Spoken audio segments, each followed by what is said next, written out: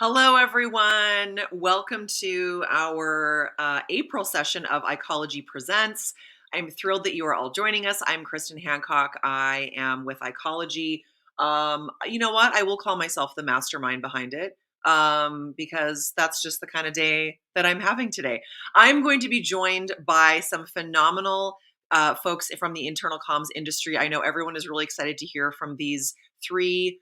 You know what? I'm not going to call them rock stars because today is National Superhero Day. And I think that is only fitting that we have three internal comms superheroes with us today. I am going to bring them on the screen now. They are probably all going to roll their eyes at me, and that's fine. I will accept that. Hello, Jason, Andrea, and Pinocchi. How are we all doing today? Hi. Hello. If you are just joining us, please use the chat section. We are live streaming here for the next 57 minutes. We're going to be talking about everything you wanted to know about consulting in the world of internal comms, from self-employment, money making, agency people, consulting on your own, all of the glorious topics, all of the gritty topics, maybe some of the stuff that my friends on screen here don't want to talk about. That's okay. We're going to talk about it anyway because that's what they signed up for. So let's go through and do some quick introductions while we have everyone here. I'm going to look at my screen, and I don't know if that's what everyone else is seeing, but we're going to go clockwise, I guess.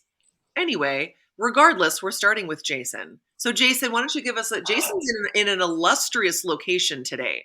Yes, exactly. Normally I'm in Atlanta, but today I'm in Athens at the Graduate Hotel. Beautiful. And so your room key looks like a student ID. And here is Michael Stike, lead singer of REM, also from Athens. Clearly, I do not look like that. I wish I did. Maybe he wishes he didn't at that time either. I'm so glad to be here. Thank you all for having me. This is going to be a great conversation. And Jason is with Audacity, which is Audacity. Audacity. Yep. I love it. The That's Audacity. Right. So That's Jason's been, how long have you been in the internal comms world solo, like on your own or as a consultant or agency? This is my second go round solo, sort of. My first go round, I had a full blown agency. We had 15 folks, and all we did was benefits communications, if you can believe that. This very latest, American of you. It is very American. There are 9 ways to describe to an employee how to go to the dentist. There are not 10. Write that down. The second go round is more of a hybrid model. So we've got 10 folks spread all over the country and 1 in the UK. And I've been doing this. Jason's on hotel Wi-Fi, so we're going to cut him some slack if there's some lag time. We all know how that goes. In the meantime, our friend Zane, quite the murderer's row on this panel. Thank you, Zane. That's a phenomenal comment for Oh, that's so great. Let us know in the comment section if you're joining us on LinkedIn or Twitter, YouTube, whatever, where you're from. If you have any burning questions, we're going to cover a lot of ground, but if you have burning questions for any of the wonderful folks on the screen, feel free to type them in the comment section. I will put them up on screen. Up next, my fellow Canadian, Miss Andrea Greenhouse, is with us here. So I'm going to let you introduce yourself, Andrea, and I'm going to look at this. I'm going to fix our Jason problem here. Anyway, here we go. Great. Sorry. People have been trying to fix the Jason problem for years. Fair. Which is why I'm a solo consultant now. Because right. Andrea, my fellow Canadian, tell us a little bit about yourself and your history in this industry. Sure. So, Andrea, my company is Vision to Voice Communication. I've been in this industry on my own for 22 years. My company has evolved over those years, and I'm excited to tell everybody about it. And we do internal communications. Our goal is to make work better. Love it. Love it. Love it. And last but absolutely not least, our resident DJ turned internal communicator, Pinocchi Kathiari. How are you, sir? Doing well. Thank you. Thank you so much for having this and having this conversation. Yeah, hi everybody. I'm Pinaki Kathiari, CEO of Local Wisdom. We're a digital communications agency that essentially helps clients launch, manage, and scale their comms. I've been doing that for about 20 years, essentially working with global enterprises, other agencies, and even startups to really create great experiences for customers and their workforce. And I'm also the co-founder of Resource Hero. It's a workload management app on Salesforce. So that's going on in about 10 years now. And basically, we work with all industries. So I suppose that gives me experience running a service, a people services company, as well as running a SaaS business as well. So, I think so. Absolutely. And on that note, Panaki, we're going to go reverse now. Everyone always asks, so who would play you in a movie? I don't want to know who would play you. I want to know which superhero you would play. Who would be your first choice? that's a really, really tough question. I think the first person that comes to my mind maybe would be Charles Xavier, Professor X. Uh, Oh, he's much different than other superheroes. He's one disabled, but more of his superpowers come from his mind, and he's also a teacher, and he also love has it. a school. So Okay. yeah, All I choose right. Professor X. With Professor X. What say you, Andrea? Which superhero do you want to play? Okay, so I'm not a superhero person, and even my son was not a superhero person. So the person that jumps to my mind is Spider-Man, and I think my jacket is kind of Yeah, Spider-Man-ish. that's cool. I could see that. Yeah. And I think I can relate to him. I was an athlete while I still feel that I'm an athlete. I did triathlons almost professionally, and his athleticism blows me away. And wouldn't I love to be like flying between buildings and doing cartwheels and all that kind of stuff? Yeah, Okay. so Spider-Man. Classic choice. Fully support it. Jason, I'm dying to know which superhero do you Um, want to play? I mean, obviously, the Incredible Hulk. I mean, look at me. I'm just Sure. cut Yeah, I and got that buff. right away. But mild mannered guy, and then you get really mad and you want to smash stuff, and you just turn into the Hulk. No, no, none of us wants to see Jason when he's angry. I No. think that suits me to Maybe the T. maybe that's the story of internal communicators. Like you won't like us when we're angry or something. That's Isn't that his right. line? You won't Hulk like me when I'm smash, angry? smash.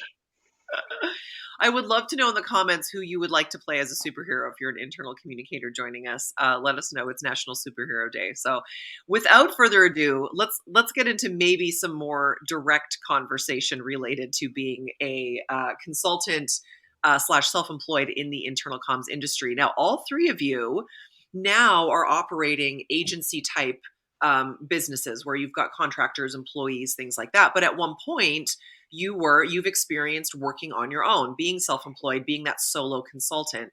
And I think there are a lot of myths related to what it means to work for yourself. And we've talked about these earlier. I think the number one myth that everyone has is that you get to be your own boss and do whatever you want. And every time I say that to anyone who's a consultant, they start laughing. So this is how I know this is some kind of myth. So is there, what part of that is true and what part of that is a myth? Jason, why don't you kick this one off? It is true that you are your own boss, but that's the only person that you are the boss of. You've got partners, clients, employees, contractors, vendors, supply, all kinds of folks who are all, your boss. And so it's no from how you're doing it now if you're on the corporate side. But there's this myth of, you get to be your own boss and do whatever you want to do. It doesn't work that way. Sometimes you get to do whatever it is you want to do, and that's the whole point of doing this. But it's because you are doing it for and with other people. It's a little bit different from the corporate side, Yeah. and I kind of prefer it that way. Andrea or Panaki, have you had moments throughout your self-employment where either you've thought, wow, I really did get to do whatever I want to do right now. Like that awesome moment. Or, oh, this is not what I thought how that was gonna go. I feel like you're in control of your own destiny to a certain extent. So your success or failure is the buck stops with you. but you really have to define your purpose. Like, why are you here? What are you trying to accomplish? And when you have that clear purpose, I think that really can help guide you. Mm. So yeah, that would be my. You need a Pinocchio, purpose, and you need to understand what you're trying to achieve. Pinocchio, any moments of I'll censor myself. Holy crap! Holy crap! I can't believe, like in a good way. Holy crap! I can't believe I'm like doing this right now. You know what it reminded me of? Like the genie, incredible cosmic power, itty bitty little living space. But Yeah, that's it. Yeah. it's like being your own boss. It does sound very sexy, and I know that because I fooled myself into thinking that too. But I've had times where I'm like, man, I wish I had someone just to tell me what to do. Like, hey, Panaki, you should pay attention to over there. So that's the one thing. Like, you have like a lot of control and a lot of control over a lot of things, but that's a lot of decisions. So it could be lonely, right? Because no one truly understands what it's like, and no one truly sees everything that you do, right? So yeah, you have to find that kind of path, like Andrea says, and you have to find ways to kind of push yourself. And even if someone, or even if people around you are like telling you that it won't work, so like, you know, it's one thing when you're all alone and like someone's telling you that's not a great idea, but you believe in it and you want to push that thing forward. So it all kind of comes from inside you, all that momentum, and that could be tough. Would you say it's lonely at the top? Yes, I would say it's lonely at the top. I think, Andrea, yeah. Jason, you're nodding. Would you both Oh agree? yeah, absolutely. Yeah, I think Absolutely. so. And the flip side of that though is that, most of us on this call, we advise senior leaders all day long about how they ought to be running their companies. Now we get exactly what we are telling other people to do. And so at first you're like, finally, and then you're like, no wonder they have such a hard time. I'm Yeah. having a hard time. Yeah. Yes, exactly. You need to sort of practice what you preach, but there's so Yeah. many other aspects to running a business that you have to deal with, and that piece can be lonely too. Yeah. Like today, all of a sudden there's issues with my email and getting to people, clients that normally I communicate to. So I'm on the phone with the IT department and trying to figure out what's going on, and yeah, and it can be frustrating too. Yeah, you've got a lot of control, but you've got a lot of responsibility too. Mm. Andrea, one of the things that you mentioned when we were preparing for this was that being self-employed, being a consultant is not a career decision, it's a life decision. Yeah. Yeah. Tell us more about that. So a little bit more about my background. When I started my company when my daughter was born, I thought, oh, I'll work a little bit and be a mom. And of course, I love my work, but I love my kids too. But I really fell into the work, and I was pretty successful pretty quickly. But after 5 years, I became a single mom with no support. And I had a choice. I could go and get a job and have benefits and a steady salary and a roof over my head, because I call it my ground zero, or I could keep going. And I had for a long time, I had to have something that was pretty safe. So I did a lot of government consulting. I did a lot of subcontracting where other people were worrying about the paperwork. Because I just couldn't take the risk. And I mean, one of the things that you need to decide is how much money do you need to make? Like, you need a spreadsheet, you need a budget, you need projections, you need to understand the lifestyle that you want, and what you're willing to risk.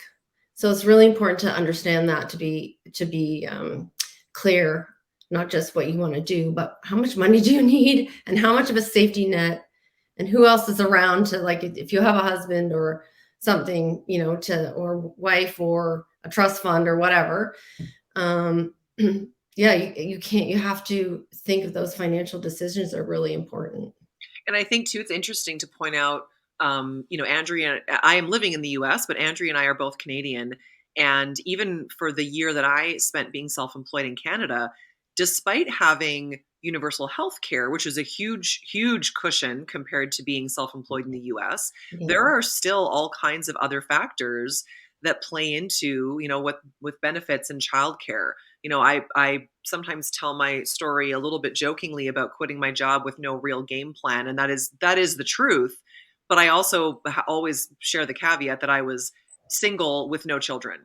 That's a very different position to be in, to jump Mm. ship and say, I'm going to try this out and on my own, versus having people who are depending on you for that income. So it's absolutely a different scenario.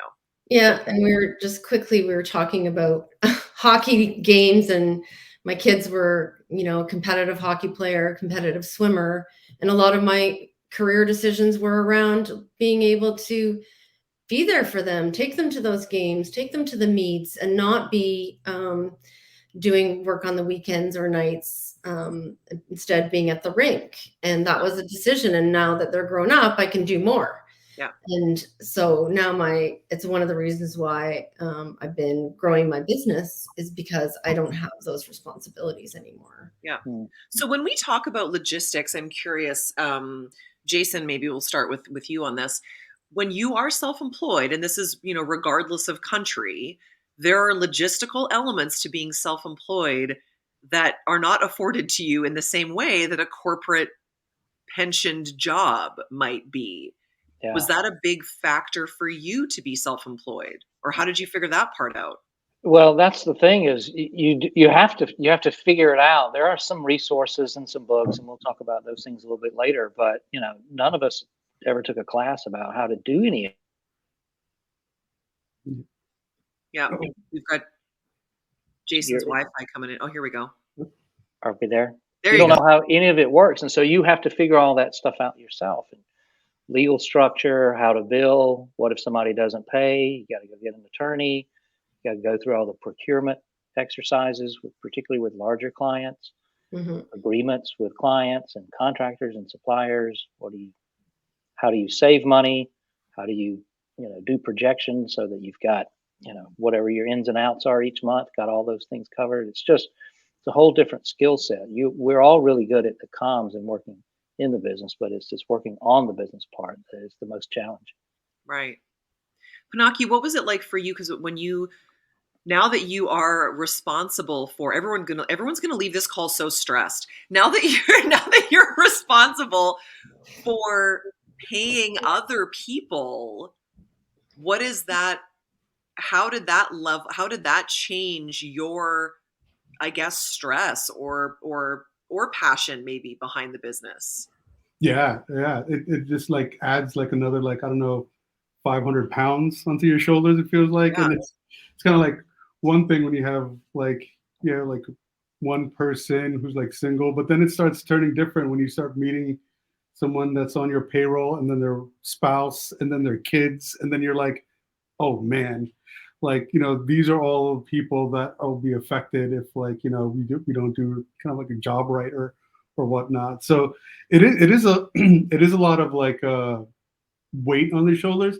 And on the other side of the fence, though, when you do good and like you see them happy, and you kind of hear about like how the family is, everything is flourishing, that kind of like starts alleviating it. And then I think over time, like, you start kind of really getting a good understanding of how your business runs and what works and doesn't work, and you start to feel more comfortable with it. So I think as you get more practice, I suppose, with it, and more experience, you start to get more comfortable with, I guess, your biggest expense, payroll, right?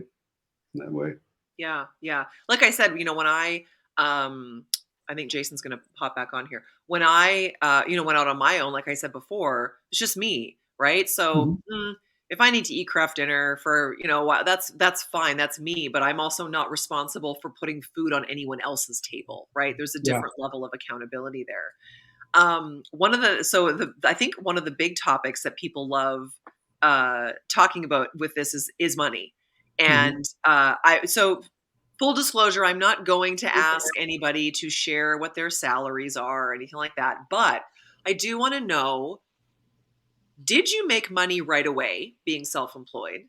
I most certainly did not. Just full disclosure, I absolutely did not. I was glad I never got evicted. That's the god honest truth of my year of self-employment. But I want to know, at what point were you like, okay, I can be comfortable now. Like I'm consistently earning money. Yeah, so real quick on that. So when we started, there was 4 partners that I had, including myself, and the first few projects I remember they were kind of pro bono, kind of free to build a little bit of a portfolio to kind of get some, I guess, work cred out there and stuff. Um, and then our plan was that, as we got more clients and kind of more paid work, there was kind of a plan of like each one of us leaving our day jobs to then join full time, type of thing. So I guess that's how we kind of started it. So we started it very safe, where we all had our day jobs. We did this stuff in the evenings as like we were able to start generating and building more and more income, and it started to make more sense. One by one, we all kind of like left our day jobs and joined full time. I think I was like the last one to join. So yeah, it was many years before I actually joined full time my own company. Interesting. That's an interesting origin story, Panaki. That's an interesting start. Jason, you were shaking your head. Yeah. Can you hear me okay? Yes, we can. Welcome back. Gave up on the laptop and Wi-Fi, so old-fashioned phone. Love it. For me, it's going to sound like greed, but you never get to the point where you feel like you have enough and you are comfortable, because you can control what happens inside the place, but you have no control over, there's going to be a pandemic. 3 of your clients are going to call this week and their budgets have been cut through no fault of your own. So it never feels like you should ever feel like you're comfortable or that you have enough, because as soon as you think you do, the universe will remind you that you don't. And so you're constantly having to, work on new business and keep clients satisfied and tuck stuff away. And you have to get really creative about how to do all those things. And it's not from a greed perspective. It's just enough is never enough. You will never feel comfortable. That's exhilarating. That's exciting. That feels like adventure to me. For others, that is really scary. Yeah. I think, I'm sorry, Andrea, I was going to ask you if that's something that, so there's the logistical element of that, right? Paying bills and things. There's also a very emotional side to that, about being comfortable with uncertainty with your income. And I think there are probably a lot of people, rightfully so, who could not and would not want to be comfortable with that. Andrea, did you ever feel that way, or maybe you still do? Yeah, there's always a bit of discomfort, but I feel like you have to have enough courage to outweigh that discomfort. The other thing I was going to say about money is you need to make sure you're investing in your business. So you don't put it all in the bank or go and buy a fancy car. You invest in your people, you invest in yourself, whether it's training or whatever it is, you make sure that you're putting money back. Because no one's training you, no one's giving you new skills, and no one's delighting your clients. You got to make sure, for example, we just started we invested in a client portal, so our clients would have a nicer experience. So making sure that money goes back into the business, improving your website, whatever. So yeah, it doesn't just all line your pocket, unfortunately. What? Sorry. I was going to buy an Escalade, Andrea, but whatever. Fine. I guess I'll invest in myself.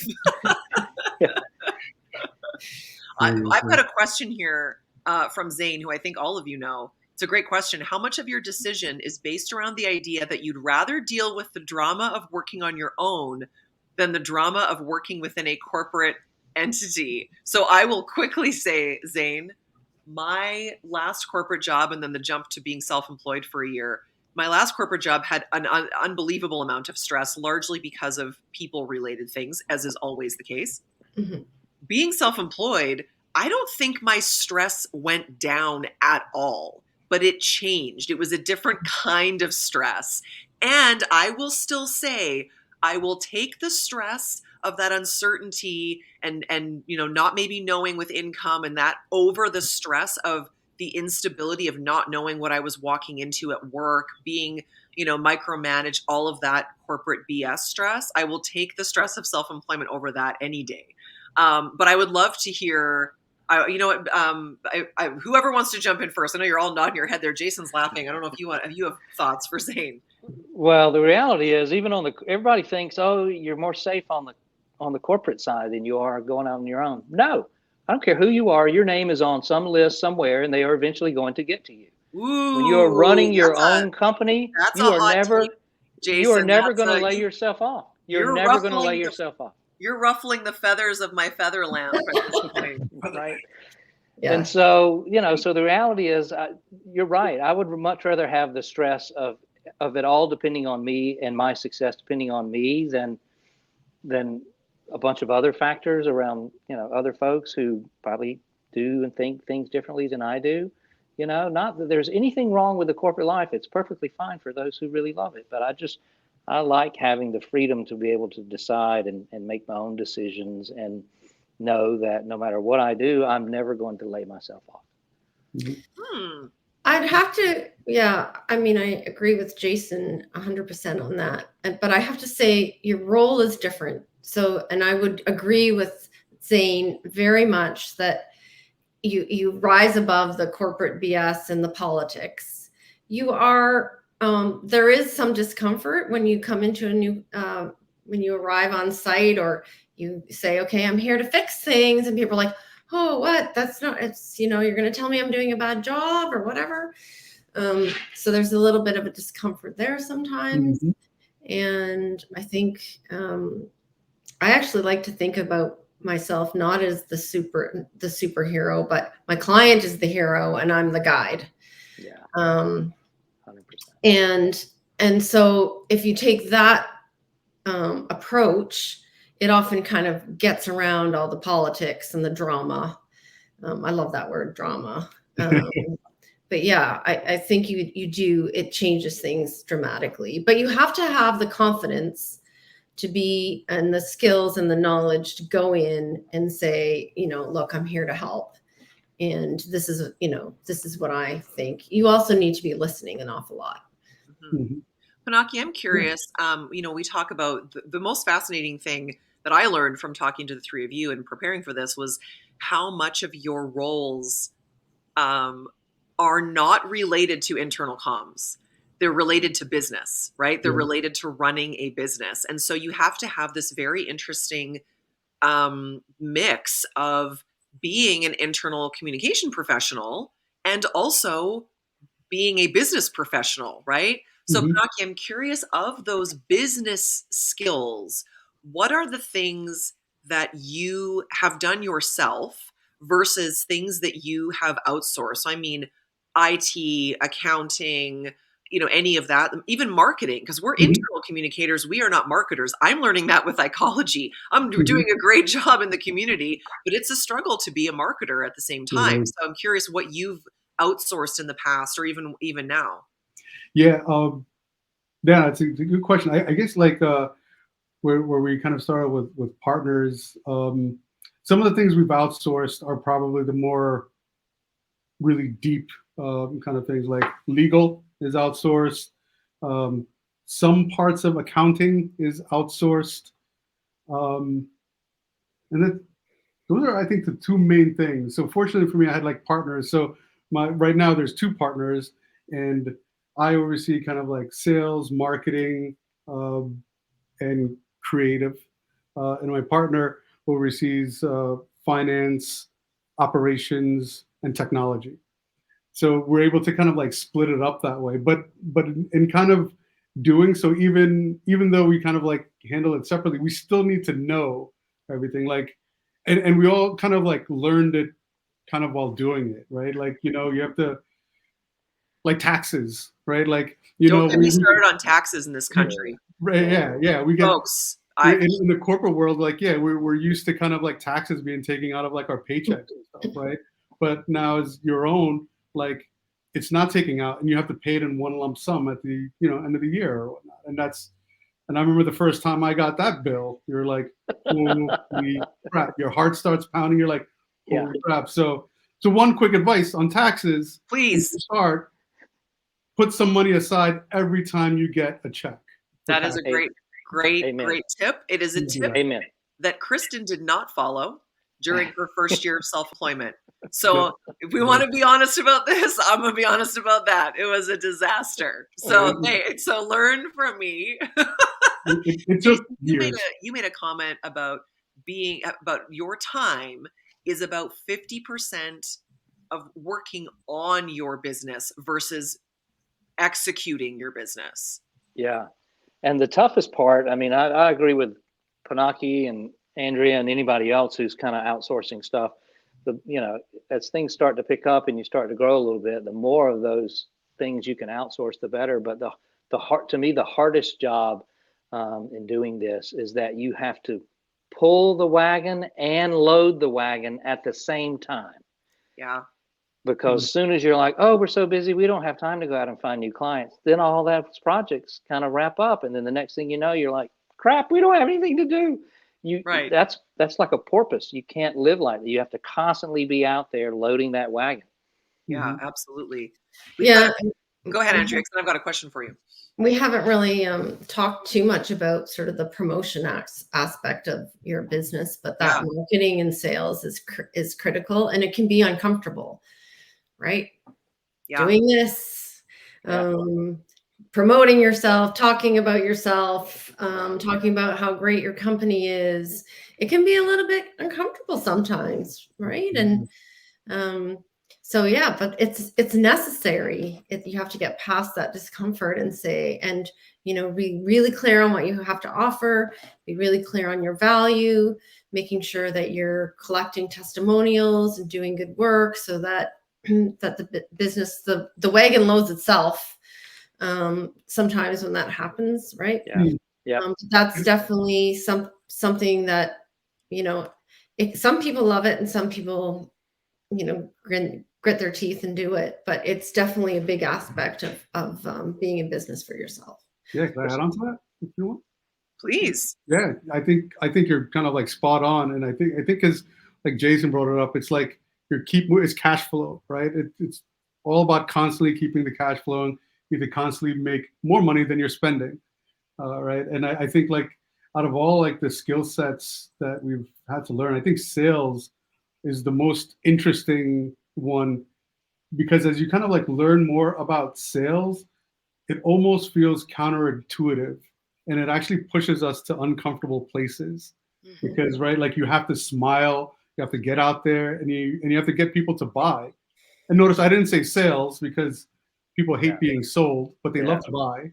That's right. So in the world of sales, like we offer solutions and kind of like the nirvana that they'll bring, but we have to like keep smiling and being confident and not seem desperate while we're doing it, even after you've had a day of people saying, no, we don't need that. We don't have the budget for that.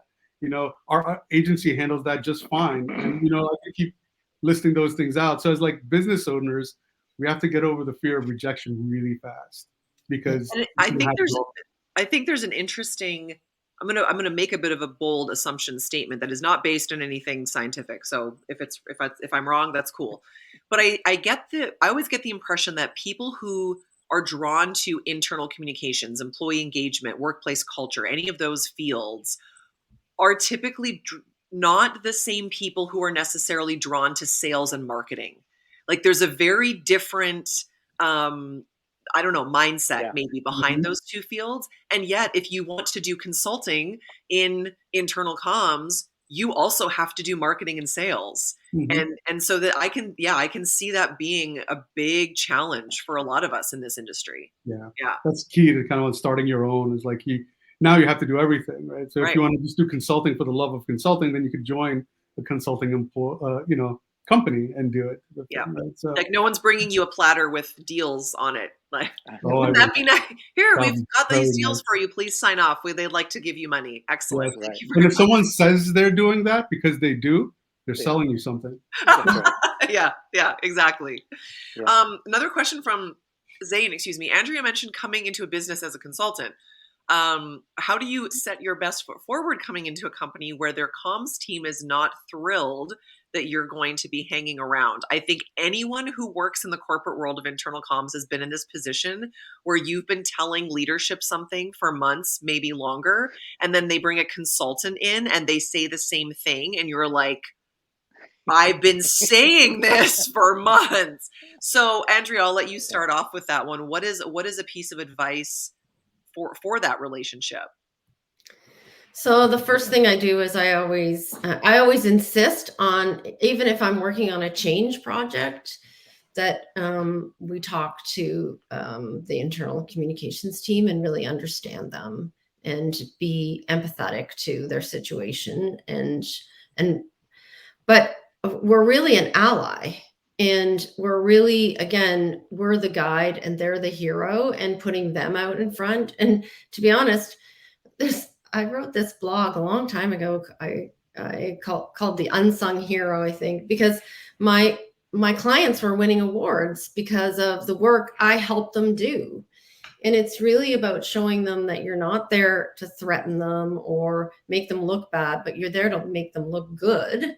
And you're there to help them learn. And I'm learning from you as well.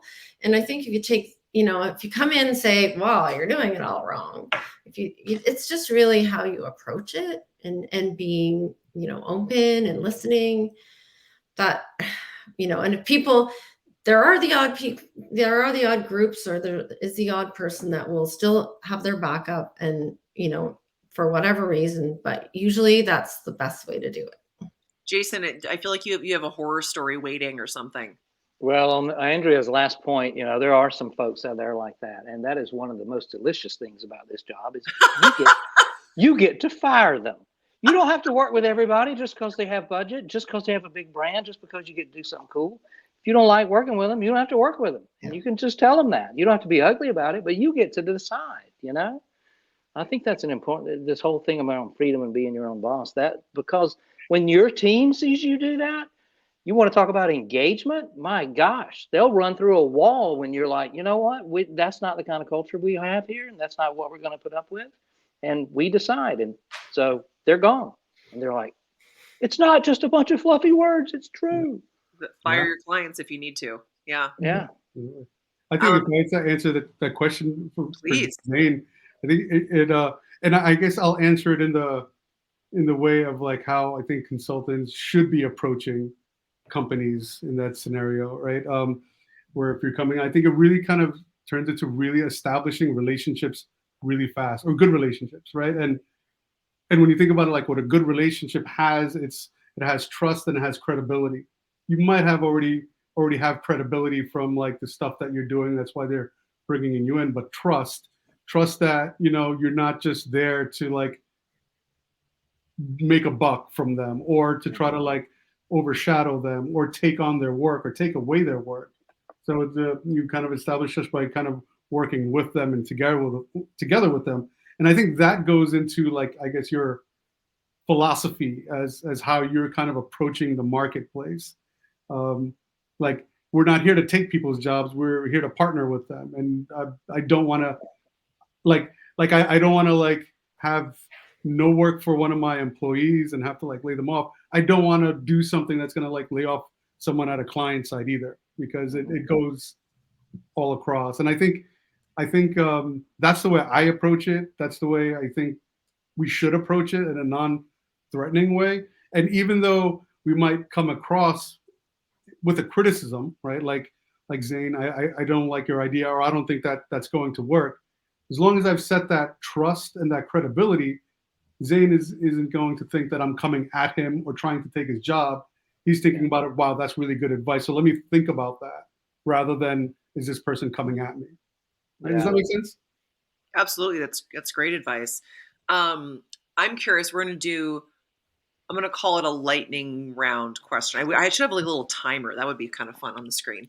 I want to know from each of you if you feel that you as a consultant or agency have a niche market within internal comms. Is there something that you specialize in, or would you say, no, we do everything?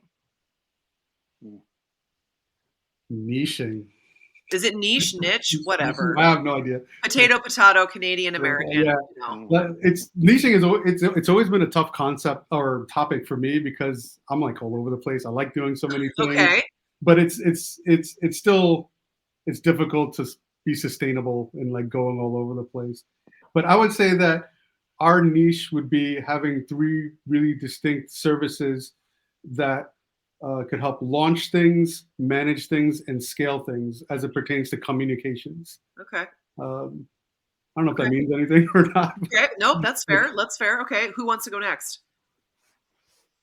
I will. I would say I wouldn't say it's a niche. I'd say it's a brand or approach. Okay. Like our approach is heavy on listening and helping organizations improve how they listen and also how they to take a more strategic approach and improve internal communications, whether it's through an audit, through a IC transformation project, or whatever we do. We're trying to improve that function in the organization, and help people learn at the same time. And it's Okay. just kind of the way we do it. I feel is Okay. it's really heavy on listening. Yeah. Okay. Jason, what about you? Well, this whole idea around niche, it's counterintuitive to what most people think, which is the more narrow you are, the more successful you're likely to be, because that allows you to establish very specific expertise. And if you have very specific expertise, budgets are bigger and there's less competition because you're so narrow that there's like three of you on the whole planet who can do this thing. And so within internal comms, we try to, specialize even, more tiny within that by being the type of firm that will just tell it like it is. We all do the same kind of work, digital work and content and all the same kind of stuff within internal comms. But, our approach specifically is around if there's something that needs to be said, we are comfortable saying it, not from a place of meanness, but from a place of here's what we've observed. We've done this 10,000 more times than you have. That doesn't make you dumb. It just makes us better at helping to coach you. And so if something needs to be said, we'll say it. And a lot of places aren't like that. They'll say whatever it is you think they want to hear because they want to get their invoice paid. Right. I don't think that's true of the folks on this call, of course, but we've all worked with bigger agencies and others. And it's just like, you know what? What we really want is counsel, not just a bunch of yes people. Yeah. Would you say this is another, I'm going to call it a lightning round question, even though I know none of us are going to lightning answer it, but would you say, and I'll go in the same order, Pinaki, would you say that over time you've developed an ideal client, whether it's industry based or size based? Yeah. Yeah. For us, I think, it's a good idea to kind of like box that in and who you do really well for. So it is skewed towards certain industries, not a specific industries, but specifically highly regulated industries is something that we're good at. Okay. We're good at companies which have multiple brands and multiple locations, and good at brand companies that have like both like an external and internal comms kind of component to within their comms function. Okay, cool. Andrea, what about you? I thought I was going to sell to companies who had really bad ratings on Indeed and Glassdoor. Amazing. But it's the exact opposite. It's companies that really, really care about their people. Like one of our clients is like a rock star in terms of how they work, how much they care about their people. And they just want to keep getting better and better. And this is a client that is always open to our ideas and wants our help and really partners with us. And so those companies tend to be in technology. So we tend to do quite a bit of work in technology, also post-secondary. But it's companies that want to get better and they're open and they're really caring about their employees. Jason, what about you? And then I think this is such well, for us, you could tell I've kind of really honed in on this, but for us, it's US based companies with between 5,000 and 15,000 employees, who are primarily distributed, which means manufacturing or Okay. healthcare or retail. That's our. We've got some smaller, we've got some larger, but that is truly the sweet spot. I find it fascinating, Andrea, that and this supports, I think, a lot of conversations that happen in our industry, that the companies you're working with typically already get it. Like, you're not going into leadership to try and tell them they should care about their employees. You're going into places that already care about their employees, and that's why they are working with you. And I think that's a really fascinating and interesting point for people to keep in mind, that your job as a consultant might not often be converting people, right? Like, No. that's way more work than any of us are prepared. Yeah, I've tried, and I have personal relationships with some CEOs of big companies, but the culture, they're just not ready yet, Yeah. and I I can't think sell to them. that really Yeah. backs up too, and a lot of people will ask at conferences. I'm sure a lot of you have had the same question from people if you do a presentation, and people will say, "What do I do? I'm a communicator at company XYZ. What do I do? My leadership doesn't think that internal communication or employee engagement is important. What do I do?" And I'm always like, "You should find a new job. That's what you should do." And that's the answer nobody wants to hear. And I know that it's harsh. I say it a little bit half jokingly, or maybe like 15-20% jokingly. Right. But it's true. Your job as an internal communicator is not to convince your CEO that they should That's give a right. shit about their employees.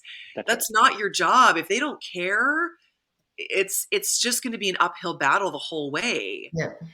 So that's in line with what you're saying here too. I have a little bit of a here. We're going to go a little left field question. Our friend Ash is joining. Apologies for joining late. We're going to dock you on that later, Ash. That's right. You're going to get in trouble for it probably. How did you convince yourself to make the leap? So I know, Andrea, you talked a little bit about your story. Panaki, you talked a little bit about the story of you and the partners. Jason, what happened in your situation that you leapt into self-employment? So this happened a couple of different times. One time, somebody else convinced me because my name was on a list, unbeknownst to me. And like most of us, you're like, "Holy crap, what do I do? I've got my box, and I'm going to go home, and the next day, what am I going to do?" So go out, start, beating the bushes, calling your friends, writing, doing whatever you can do.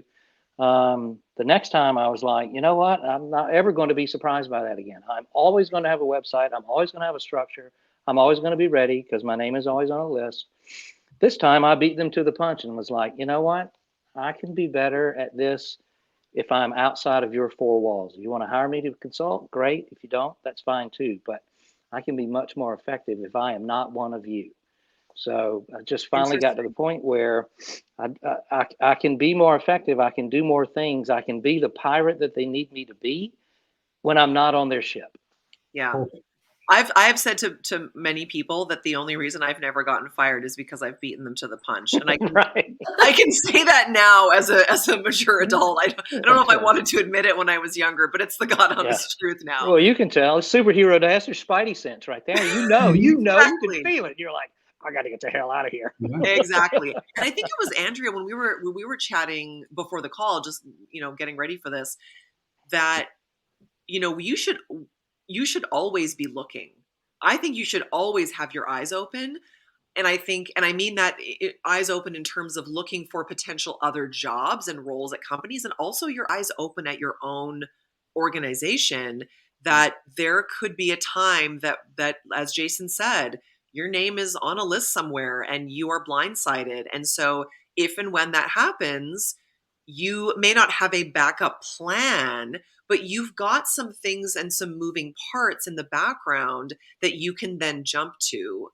I also think there's some great career advice I've received from a few different people, that the best time to leave a job is often when you're comfortable in it.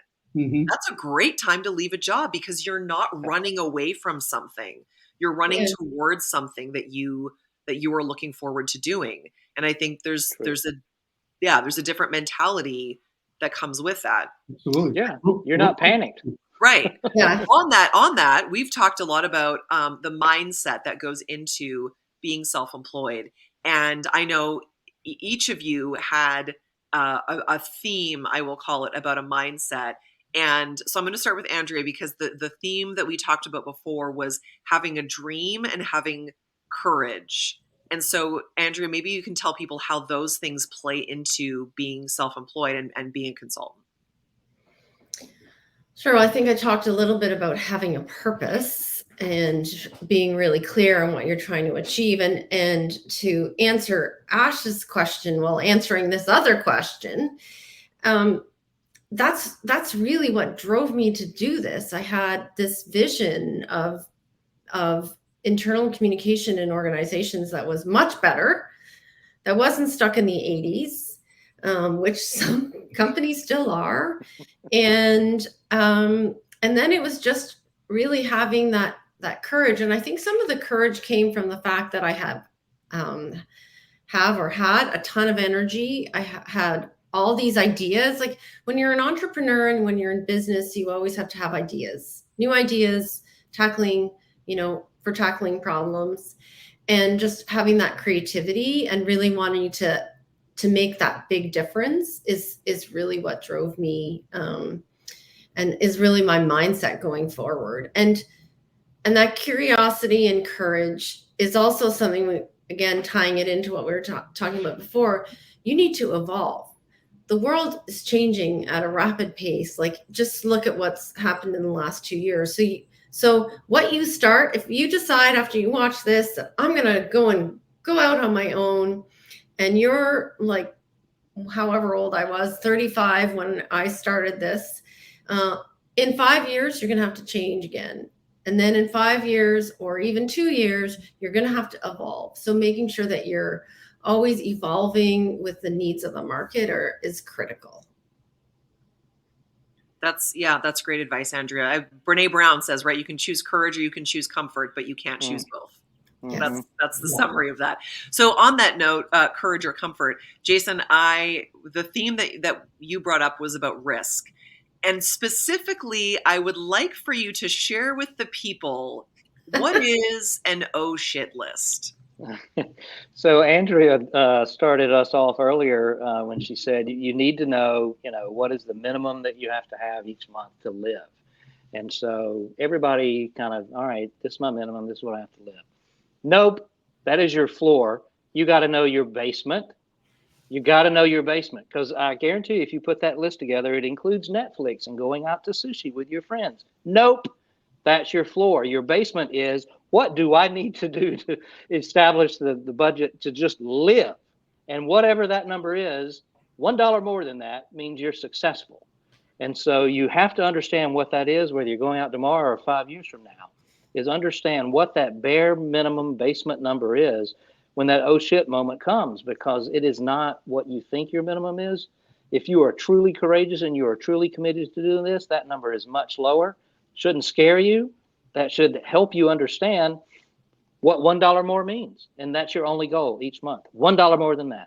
And then 5 years later, you look up and it's a totally different world. Like, that's how great. Many times a week can I eat at my parents' house before? Right. Yeah. There's great websites for, like, ramen recipes and things. Yeah. Like, it's basic stuff like that. It sounds ridiculous. It sounds like you're starting over and you're a student, in college and stuff. And in some ways it is.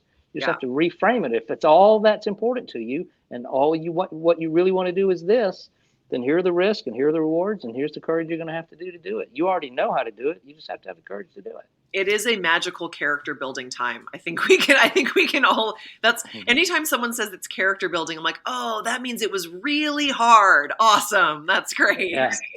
Well, the best part about it to me is that when you're on the corporate side, every extra ounce of effort that you put in goes into somebody else's pocket. Not here. Ooh. The more I work, the more I do, the more stuff I try to come up with, the more conversations, all that extra effort goes into me and my business and my team and what we're trying to build as a brand and a company. Yeah.